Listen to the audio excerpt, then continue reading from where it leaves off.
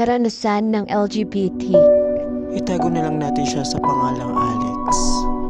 Si Alex ay nakatira sa Maynila na 20 gulang na ngayon.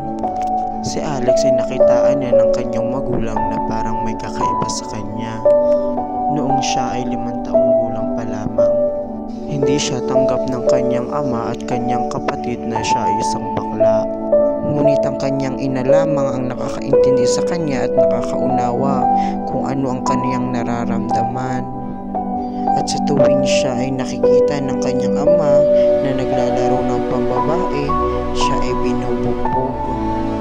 Ngunit kahit anong mangyari, hindi niya naman kayang lumaban. At sa tuwing siya ay nakikita ng kanyang ama na nagsusuot ng damit ng pambabae, siya ay nilulunod sa drum ng puno ng tubig.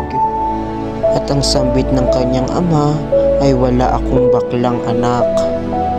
At nung araw na din yun, ayaw na din siyang makita ng kanyang ama.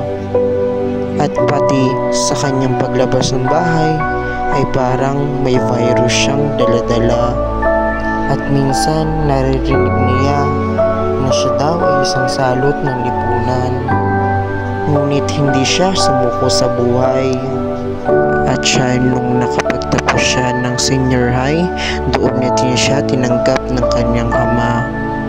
Dahil nakakatulong na din siya sa kanyang kapatid at sa kanyang ama. Kaya kahit anong sabihin na sa kanya ng ibang tao ay wala na siyang pakialam.